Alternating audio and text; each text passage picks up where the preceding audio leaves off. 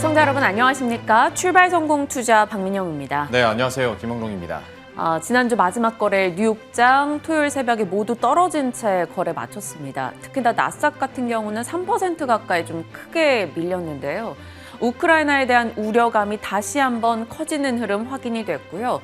또 소비자 심리지수가 발표가 됐는데 이게 또 10년 만에 최저치 기록했습니다. 연준이 매파적 발톱을 띄고 있는 가운데 경제 지표까지 부진하다 보니 조금은 더 걱정이 가중되는 것 같아요. 그러게요. 안 그래도 지난 금요일 저희 프로그램에서 함정남 차장께서도 그 소비자 심리에 대한 걱정거리들 좀 얘기를 했잖아요. 네. 인플레 압력이 계속 일어나고 있는 상황에서 소비자 심리가 꺾이게 되면 아무래도 시장에서도 어떤 경기 회복에 따른 인플레 이런 것보다는 인플레 압박으로 받아들일 경우들이 굉장히 많기 때문에 투자 심리도 좀 위축될 수 있겠다라는 부분이 걱정스러운데 과연 또 이번 한 주를 우리가 어떻게 준비하고 또 이런 압박감은 어떻게 해소할 수 있을지 여기에 대한 돌파 전략들 한번 가득 준비했으니까 한 주도 함께해 주시길 바라겠고요. 아무래도 가장 큰 리스크이자 변수 이슈부터 한번 체크를 해봐야겠죠. 네, 일단 러시아, 우크라이나 관련한 소식이 계속해서 전달되고 있죠. 미국 측에서 러시아가 우크라이나를 16일에 칠 것이다라는 계획에 대한 정보를 흘렸다 이런 보도가 나왔습니다.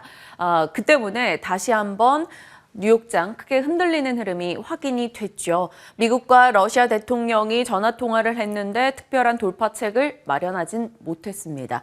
일단 과거 러시아발 지정학적 리스크를 살짝 들여다보면요. 크림반도, 그루지아 전쟁, 코소보, 소련의 지난 여러 가지가 있습니다. 그런데 99년도에 있었던 코소보 전쟁과 62년도 쿠바 미사일 위기 때를 제외하고는 사실 미증시가 흔들림을 받았던 적이 거의 없었다라고 합니다.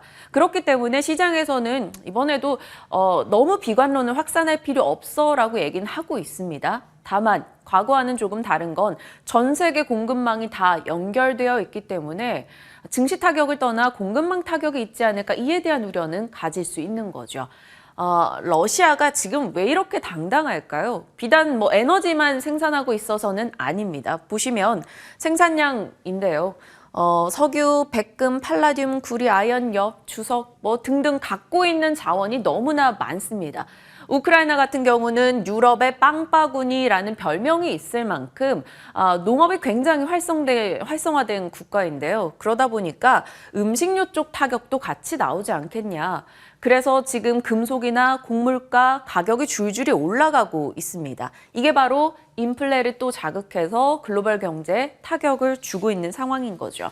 이게 바로 새벽에 마감됐었던 이 뉴욕장에도 고스란히 영향을 줬었습니다. 넘겨볼까요? 인플레가 자극되면서 기술주 추가 하락 나왔었고요. 에너지 쪽에 엑손모빌 올라갔고 광산 금속 쪽에 뉴몬트 올라갔고요. 곡물 쪽의 주가도 오름세, 방산 쪽의 종목도 상승이었습니다. 여러 가지 공급 타격이 있을 수 있다는 우려감에 결국 반도체 쪽도 떨어졌는데 지난주 후반대까지만 해도 우리 반도체주가 비교적 버텨줬는데 또 영향을 받지 않을까 걱정스럽고요. 여기서만 해도 곡물, 방산, 점검할 만한 섹터가 꽤나 많이 눈에 보입니다. 그런데 시장에서는 러시아나 우크라이나 사태 속에 그래도 수혜를 볼 곳이 여기 아니겠느냐 이런 목소리가 있습니다. 요거 좀 확인해보고 가죠. 네. 그 확인을 위해 좀 알아둬야 되는 게 지금 러시아에서는 계속 유럽 쪽으로 해서 에너지 갑질을 하고 있죠. 천연가스를 PNG, 파이프 형태로 계속 공급을 해왔었기 때문에 뭔가 마음에 안 들고 수틀리면 파이프를 잠궜습니다. 그런데 그 파이프가 우크라이나를 관통하고 있죠. 요즘 미국을 비롯해서 나토 쪽에서 계속 우크라이나에게 나토 가입을 해라라고 얘기를 하고 있습니다. 러시아는 그게 거슬리고 있는 상황이고요. 이걸 만약에 나토 가입을 하게 된다면 우크라이나가 가스관을 잴 수 있기 때문에 우크라이나를 그냥 우리가 다 차지해버릴까 이런 욕심을 갖게 되는 거죠. 그런 가운데 당연히 유럽권에서는 가스 조달받는 거에 대한 불안감을 느낄 수밖에 없죠. 넘겨볼게요. 그래서 가스 제대로 조달받을까 좀 걱정을 했는데 수입량 보니까 오히려 증가를 했더라고요. 그런데 내부를 들여다보니 확실히 보입니다. PNG는 감소했고요. LNG 쪽이 150% 정도 증가하는 흐름이 나타났습니다. 유럽권에서는 미국의 가스 LNG 이용 수입을 늘리고 있습니다. 다른 루트를 파고 있다는 거죠. 그럼 우린 여기서 드는 게 결국은 정답이 LNG인가? 라는 고민을 한번 하게 되고요. LNG를 하다 보면 우리는 또 조선주를 떠올릴 수밖에 없는데요. 넘겨볼까요? 조선주에 대해서 지난해 LNG 발주 많았었는데 올해 그만큼 되겠어? 라는 걱정이 있었죠. 그런데 연초부터 LNG 발주 있었고 수주는 우리가 싹쓸이하고 있는 상황입니다. 여기에 노후 LNG선 교체 수요에 대한 기대감도 있고요. 증권가 리포트 찾아봤더니 신영증권의 이 애널리스트는 참 임팩트 있는 제목을 자주 쓰셔요. 더 이상 찌질한 수준을 하지 않는다. 마음 놓고 비중 늘려라. 라는 의견이 나왔기도 합니다. 조선주 어떻게 봐야 될까? 정말 이번 이슈로 해서 좀 수혜를 볼 수 있을 것인가 고민해보고요. 그 밖에 에너지, 광산, 방산 또 눈여겨볼 게 있을지 좀 찾아봐야겠어요. 사실 그리고 이런 뉴스들이 나왔을 때 움직이는 종목군들 보면 사실 뭐 추세적으로 계속 올라간다라기보다 변동성 키우면서 급등하는 경우들이 좀 많잖아요. 네. 근데 얘기해 준 것처럼 조선 같은 경우에는 어떤 펀더멘털적인 부분도 받쳐주다 보니까 이미 긍정적인 얘기들이 나왔었는데 여기에 대한 탄력까지도 우크라이나 이슈와 관련해서 좀 받아갈 수 있을지 한번 얘기는 나눠봐야 될 것 같습니다. 이외에도 수혜주 어디가 있는지 한번 잠시 후에 이야기를 해보도록 하겠습니다. 고요. 오랜만에 카카오 얘기 한번 해보도록 하겠습니다. 5% 올랐었죠, 금요일에. 맞아요. 네. 지난 금요일장에 좀 호재성 뉴스들이 좀 나왔었는데 하나하나 체크를 해드릴게요. 일단 실적이 나왔는데 2021년도 매출과 영업이익은 역대 최대치를 기록했습니다. 물론 4분기 기준으로 봤을 때 카카오 현재가 아니라 4분기 매출로 봤을 때 1조 7,900억 원이 나왔었고요. 4분기 영업이익이 1,085억 원. 전년 동기 대비했을 때 27% 줄어들었는데 이게 이렇게 보면 좀 쇼크 느낌인데 여기에 이제 일회성 비용이 워낙 많이 나왔어서 네. 또 상여까지도 이제 포함된 거다 보니까 이거를 빼면 부분별로 어느 정도는 좀 시장 예상치에 부합했다라는 이야기들이 나오고요. 특히 뭐 매출 같은 경우에 지난해 연간으로 보면 그 전해 4조 원대를 기록하다가 이제 6조 원대까지 올라서는 모습이었고 영업이익도 역시 전년 동기에 했을 때 30.9% 전반적으로 오르는 모습이었습니다. 자, 그러면 실적은 글쎄요 전반적인 평가를 봤을 때 나쁘지 않았다라는 얘기들이 나오는데 그 다음 우리 투자자 입장에서 카카오를 어떻게 볼 것인가에 대한 고민들은 여기에서부터 좀 시작이 되는 것 같은데요. 일단 위쪽이 영업이익 추이고요. 아래쪽이 매출액 추이입니다. 그리고 옅은 파란색이 컨센서스였고 실제로 나온 실적치가 이 파란색, 좀 더 진한 파란색인데요.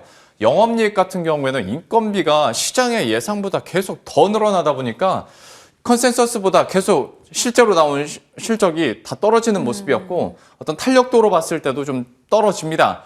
영업이익에 대한 부담감이 있을 수밖에 없는 게 규제에 대한 불확실성, 대선 이후에도 계속 있을 것이다 라는 얘기들이 나오는데 그러면 비용이 늘어날 수밖에 없고 이거는 영업이익 쪽에 넣긴 좀 애매하긴 합니다만 쪼개기 상장에 대한 카카오그룹주 전반에 대한 투심 약화가 있기 때문에 이런 변수는 계속 보셔야 될 것 같거든요. 그런데 반대로 연간 기준으로 봤을 때 매출액 추이는 또 견조하게 나타나고 있거든요.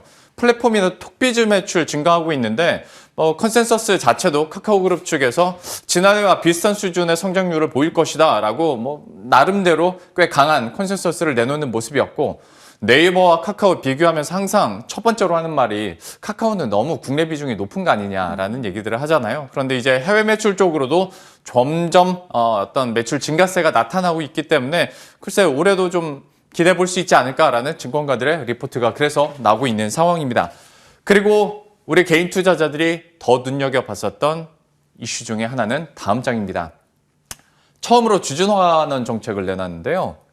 일단은 다음 달에 주주총회에서 3천억 원 자사주 소각 이거 결의하겠다라는 얘기 했었고 잉여 현금에 대해서 주주 환원 재원 한 15%에서 30%는 마련할 건데 배당으로 5% 그리고 자사주 매입과 소각으로 한 10에서 25% 재원 마련하겠다라는 얘기를 했습니다. 그리고 만약에 여기서 초과 수익이 생기면 여기서 추가 배당을 하겠다라는 건데 글쎄 지금 상황이 안 좋은 건 알고 너무나도 투심이 위축된 건 아는데 카카오 측에서 미끼를 던졌으니까 그리고 이거는 진짜 주가를 부양할 수 있는 확실한 뉴스잖아요. 네. 그러니까 이제 고민이 되는 거죠. 내가 이걸 알면서도 미끼를 물는 게 맞나 아니면 그냥 무시하는 게 맞나. 이미 사실 물고 있는 개인 투자자들이 다수긴 할 텐데 뭐 13조 원의 돈을 연초에 들여서 개인들이 카카오를 샀다라고 하고 네. 또 이거 말고도 사실 남 대표의 발언도 좀 이슈가 되지 않았어요? 그렇죠. 미끼도 얘기를 해준 것처럼 이미 물고 있을 뿐만 아니라 자꾸 목표 주가 선을 누군가는 그어줍니다. 일단 증권가에서 한 6개월에서 12개월 포드 평균치 목표 주가가 한 14만 원 정도 나오거든요. 근데 남궁은 카카오 대표 내정자가 이 발언을 했습니다. 주가 15만 원 될 때까지 최저임금만 받겠다. 물론 시장 한편에서는 15만 원 될 때까지 안 받겠다라고 하는 게 더 좋지 않았겠냐라는 얘기도 하지만 뭐 그거는 차치하고서라도 지금 이 선이 15만 원이거든요. 고점 대비했을 때 한 35% 떨어졌을 때 이 정도면 사도 되지 않겠냐라는 얘기가 나왔었는데 증권가에서도 평균치로 봤을 때 한 14만 원 언저리 얘기를 하고 남궁 대표도 15만 원 선에 대한 어떤 의지라는 얘기를 했으니까 야 이거 그러면 지금 상황에서는 좀 괜찮지 않을까라는 얘기들을 할 수밖에 없거든요. 좀 땡길 수가 있죠. 개인 투자자 입장에서도 최근 들어서 매수세가 많이 나타나고 있긴 한데 카카오 어떻게 봐야 될지 안 그러면 아직 확인할 길이 많으니 여기에 대해서는 좀 기다려야 될지 고민이 되는 순간이기도 합니다. 알겠습니다. 고민스럽죠. 개인 투자자들이 언제나 바뀌지 않는 고민이 카카오를 살까 말까.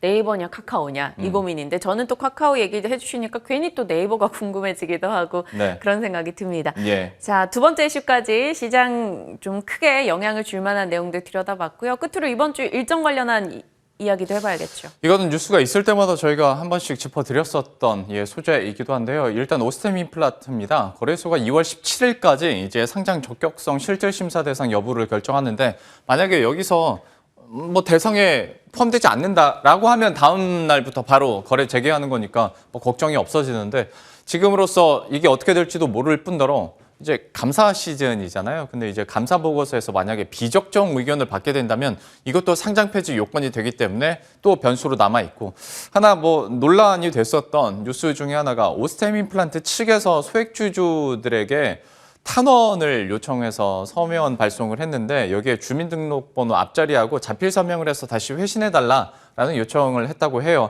물론 기업 입장에서는 법적으로 이게 문제가 없다고 검토가 되어서 이렇게 했다고는 합니다만은 여기에 따라서 좀 비판의 목소리도 없지 않아 있는 상황인데 사실 그런데 이걸 뺀다고 하면 온스템 임플란트 같은 경우에 우리 좋은 기업이었던 건 알잖아요. 네. 임플란트 업체 중에서. 다음 장을 보도록 하겠습니다.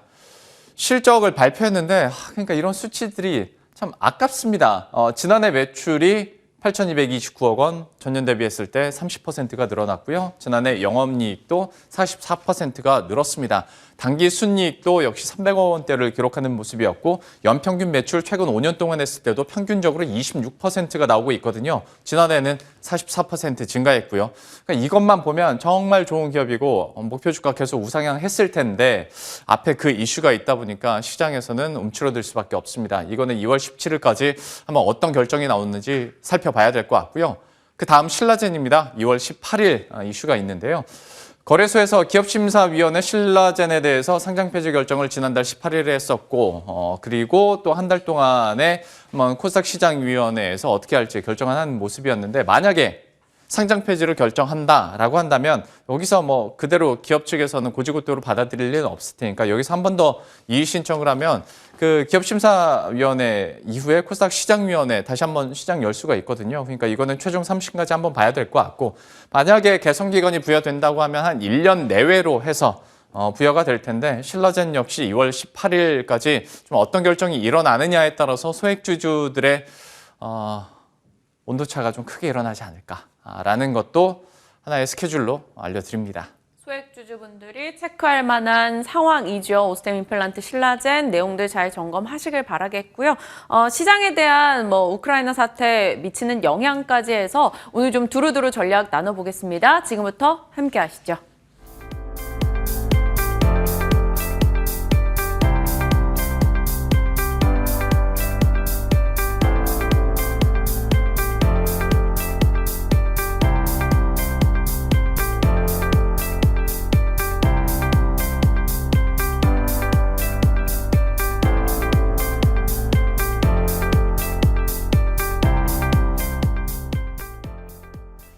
예, 여러 가지 변수들도 있고 또 개인 투자자들을 자꾸 유혹하는 종목들도 있습니다. 과연 지금 시점에서 어떤 투자 의견과 전략이 나올지 이분과 함께 이야기 나눠보도록 하겠습니다. 유스탁의 유창희 대표와 함께합니다. 어서 오십시오. 안녕하십니까? 안녕하세요.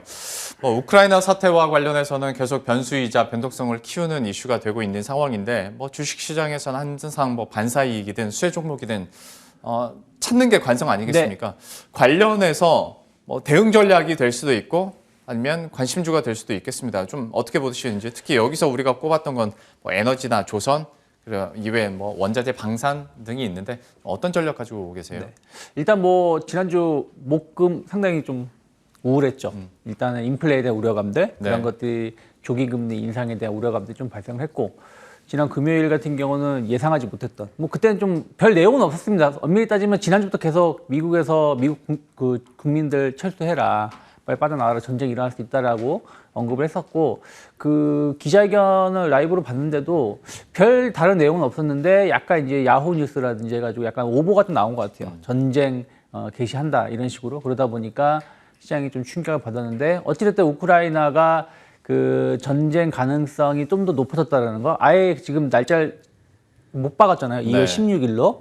진짜일지 아닌지 모르겠습니다만은 2월 16일로 이미 못 박은 상황에서 정말 그 전쟁이 발발한다라면 시장에서는 상당히 큰 악재가 될 수 있다. 우크라이나의 CDS 프리미엄을 본다라면은 최고치 갱신한 건 아니에요. 그러니까 시장에서 지금 보는 것은 결국은 인플레의 가속화가 더 진행될 것이 아닌가. 왜 그러냐면 우크라이나 같은 경우는 지금 세계 3대 고창지대 중에 하나예요. 그리고 그 외에 철강석이라든지 구리 이런 부분 자원 매장도 상당히 많은 국가이고요. 러시아는 말씀 안 해도 아시겠지만 천연가스, 원유 이런 부분들로 자원 외교를 엄청나게 하는 국가죠. 그래서 우크라이나 전쟁이 발발한다라면 러시아 경제 재개는 당연히 이루어질 것이고, 그러한 부분들이 원자재 가격 상승 이런 것들이 또 인플레의 우려감을 또 가속화할 수 있다는 우려감들이 나오고 있기 때문에, 예전 같으면 단순하게 전쟁이 일어난다라면 그로 인해서 금융시장에 충격을 받았던 것이 바로 회복을 했었는데, 짧은 시간 안에 회복을 했는데, 이번에는 회복이 상당히 좀 더딜 수도 있다라는 우려감들이 좀 있다라는 게 좀 걱정스럽습니다. 그래서 조금은 흐름을 좀 지켜봐야 되겠지만, 어쨌든 주식 투자하시는 분들은 또 이것은 위기가 또 기회가 될 수 있는 부분들이 좀 있어요. 그래서 지난주 같은 경우도 보시면 유가라든지 골드라든지 소맥 선물 가격이 엄청나게 급등세를 보여줬었고, 또 안전자산 선호 현상도 좀 발생했죠. 그래서 달러도 좀 올랐고, 채권 가격이 좀 올라가는 부분들을 좀 보여줬는데, 저는 에너지 쪽은 생각했던 것보다는 상승 탄력도 좀 떨어지지 않을까. 그러니까 이미 그 전에 좀 이런 것들이 많이 반영된 게 있었어요. 우크라이나 사태가 지금 갑자기 나온 게 아니라 이미 작년 10월부터 계속 이슈가 있었던 것이라서. 천연가스 급등할 때마다 한 번씩은 얘기를 했었으니까요. 네, 그래서 오히려 지난주 같은 경우 제가 알기로는 유럽발 천연가스 같은 경우 오히려 하락을 하는 부분들도 있었습니다. 그래서 에너지 쪽은 유가가 얼마나 더 올라갈지 모르겠습니다만은 지금 신규로 에너지 관련된 섹터를 잡기에는 조금은 뒤는 감이 있지 않을까 생각하고 있고요. 그리고 조선주 이런 부분들은 중장기적인 관점에서 볼 필요가 있다 생각을 좀 하고 있고요. 오히려 저는 그렇다면 ETF 상품을 좀 바라보는 것도 나쁘지 않다 생각을 좀 하고 있어요. 금속 가격이 알루미늄 가격도 최근에 계속 신고가 행진을 보여주고 있는 거 본다라면 전 타이거 금속 선물이라든지, 또 아까 말씀드린 것처럼 우크라이나가 세계 3대 곡창지대이기 때문에 타이거 농산물 관련된 ETF 상품이 좀 트레이딩 관점에서 접근해 보시면 좋지 않을까 생각을 좀 하고 있고요. 그리고 저는 방산주들, 특히 우리나라 작년 연말 올 초 보시면 계속해서 수주, 역대급 조 단위의 수주가 나오고 있기 때문에, 이러한 부분들이 또 유럽이라든지 또 동유럽 쪽으로 해가지고 추가 수주 모멘텀이 나올 수도 있지 않을까. 그러면은 LIG 넥슨이라든지 한국항공우주 같은 기업들 오히려 이럴 때 시장에서 좀 주목받을 수 있지 않을까 생각하고 있습니다. 어떤 타이거 농산물이나 이런 ETF 쪽으로도 아이디어를 제시해 주셨고, 방산주도 체크를 해 주셨으니까 이번 이슈와 관련해서 또 이 종목군들이 얼마나 반응할지도 한번 계속 지켜보시길 바라겠습니다. 우크라이나 사태와 관련해서는 이 정도로 마무리 짓고요. 참 우리의 마음을 헷갈리게 하는 카카오 얘기도 좀 하겠습니다. 물론 떨어진 걸로 보면 충분히 살 수도 있을 것 같긴 한데 네. 카카오에 대한 투자 심리 자체가 많이 좀 뒤돌아선 것도 사실이고 그런데 이렇게 얘기를 하면서도 수급표 체크하면 개인들은 또 사거든요. 네. 어떻게 하겠습니까? 카카오에 대해서. 그리고 이제 주주 환원 정책도 나왔으니까 어떻게든 기술적으로도 좀 올라가지 않을까라는 기대감들도 있는데 어떻게 보세요? 주주 환원 정책이 나왔죠. 앞에서도 뭐 잘 정리해 주셨지만 뭐 배당 뭐 금액은 크지 않습니다. 네. 엄밀히 따지면. 근데 배당 조금 이제 시작을 한다라는 거. 하지만 이제 또 거기다가 자사주 소각 뭐 이런 부분들이 좀 이슈가 됐고 또 이것을 일회성이 아니라 앞으로 계속해서 당분간 진행을 하겠다라고 표현을 했죠. 그런 부분들이 결국에는 투자 심리를 좀 일부 개선시킬 수 있다 생각을 좀 하고 있고요. 또 실적도 상당히 좋게 나왔습니다. 매출이나 영업이익이 상당히 고속 성장세를 이어가고 있다는 걸 확인시켜 줬고 뭐 4분기만 딱 떼고 본다라면 네이버를 앞지르는 뭐 실적도 좀 예상이 되고 있죠. 거기다가 뭐 NFT라든지 메타버스 이런 새로운 플랫폼 관련해 가지고도 비전을 좀 제시해 줬다는 부분들, 특히 뭐 이런 그 선도 업체들이 메타버스, NFT 관련해 가지고 계속해서 어떤 비전을 제시해 주는 게 중요한 부분들인데 그와 관련해서 시장에 좀 어느 정도는 화답을 해 주었다라고 생각을 좀 하고 있습니다. 하지만 저는 여전히 정부 규제 우려감들은 계속 여전히 남아 있다. 네. 이거하고는 노네임입니다만은 그 주말에 나온 뉴스 보면 뭐 넷플릭스라든지 뭐 웨이브라든지 유튜브라든지 자동 결제되는 거 관련해 가지고 과징금 같은 거 나왔던 게 있거든요. 네. 그래서 뭐 이런 그 기술주들에 대한 어떤 불합리한 부분들을 계속 다 잡으려고 하는 모습들은 앞으로도 계속 나올 수가 있고 이런 것들은 카카오라든지 네이버의 새로운 성장에 좀 걸림돌이 될 수 있다 생각을 좀 하고 있고요. 또 하나는 뭐 앞에서 이제 주가 얘기도 했는데 제가 그동안 주시장을 보면서 오너가 혹은 뭐 관계자가 본인의 회사 주가가 얼마까지 갈 거다. 네. 뭐 얼마 목표다 했을 때 한 번도 맞춘 적이 없었어요. 하다못해 이건 정말 옛날 얘기지만 예전에 금호가 대우건설을 인수했을 때 그 네. 일정 수준 이상의 주가 수준을 올려놨어야 됐어요. 네. 그래야지 그 풋옵션 행사를 안 할 수가 있었는데 그것도 못 지켰었거든요. 그래서 그런 부분들은 너무 기대를 하지 마시자. 그리고 주가라는 거는 꼭 그런 게 아니라고 하더라도 가는 주가면 정말 갈 것이고 뭐 그런 게 어떠한 수를 쓰더라도 못 가는 주가는 못 가는 것이기 때문에 거기에 너무 현혹해서 당장 지금 10만 원 미만이니까 15만 원이면 엄청난 거라 생각하고 매수하시는 건 아니다 생각하고 있고 오히려 지금 금리 인상에 대한 우려감들, 긴축에 대한 우려감들이 좀 나오고 있고 이런 것들이 성장주에 대한 발목을 잡고 있거든요. 그렇죠. 뭐 엄밀히 따지면 카카오는 이제 첫 반등이 한번 나온 거예요. 네. 근데 네이버는 먼저 반등이 나왔지만 반등의 연속성을 띄워주지 못하는 것이 결국엔 성장주에 대한 부담감들이기 때문에 저는 뭐 단기 목표가 10만 원은 열어놓고 있지만 아주 좋게 보고 있지는 않습니다. 그래서 추가적인 하락이 나왔을 때는 당연히 트레이딩 관점에서 매수 가능하겠지만 너무 길게 높은 목표가 열어놓고 적극 매수하기에는 지금 수급적인 측면에서 보신다라면 맞아요. 조금은 조심스럽지 않나. 오히려 지금 경기 민감주 쪽에 오히려 금리 인상이라든지 긴축에 더 강점을 갖고 있는 시각을 좀 갖고 있기 때문에 그런 쪽으로 더 관심을 갖는 게 맞지 않나 생각하고 있습니다. 참 우리 개인 투자자 입장에서 봤을 때 15만 원은 고사하고 이제 목표 주가 10만 원 정도 약간 보수적인 입장으로 얘기를 해주셨는데 사실 카카오 같은 경우에 두터운 매물대도 한 9만 7천 원대 이미 예약이 돼 있어서 이것도 뚫기가 쉽지는 않아 보입니다. 카카오에 대해서는 약간 관망의 자세도 좀 필요하지 않을까 한번 확인할 필요는 있어 보입니다. 투자 의견들 이렇게 살펴봤고요. 코너 속의 코너로 넘어가 보도록 하겠습니다. 오늘의 창의스픽입니다. 외국인 단기 매수 이어진다면 은행, 삼성전기, 파라다이스 뭐 대표님 위에서 처음 나온 종목군들은 아니지만 네. 종합판으로 다시 한번 설명을 네. 해주시겠어요? 일단은 지난 한 주만 보신다라면 외국인들 수급이 엄청 좋았습니다. 특히 그 주 초에는 강한 매도가 없이 약간 관망세를 보여주다가 주 후반으로 갈수록 매수가 많이 들어왔었고 금요일 같은 경우도 오히려 미국의 금리 인상 우려감들이 있었음에도 불구하고 외국인들은 시장을 좀 방어해주는 역할을 보여줬었거든요. 그래서 그때 당시에 그 외국인들 흐름을 보신다라면 계속해서 뭐 은행주, 그러니까 금융주에 대한 관심, 그리고 네. 전기전자 업종도 물론 그때는 또 이제 좀 이슈가 있었긴 합니다만은 그런 부분들하고 리오프닝 관련된 종목군들을 좀 매수를 좀 많이 해줬다 생각을 좀 하고 있는데 저는 오늘 내일 외국인들 수급이 상당히 중요한데 우크라이나 관련돼서 어떤 새로운 악재가 나왔음에도 불구하고 외국인들이 엄청난 뭐 유가증권 뭐 7, 8천억 이상 매도, 또 선물 한 뭐 7, 8천 계약 이상의 매도가 안 나오고 오히려 뭐 관망세를 보여주거나 소폭 매수가 들어온다라면은 외국인들은 우크라이나 사태가 이미 뭐라 그럴까요?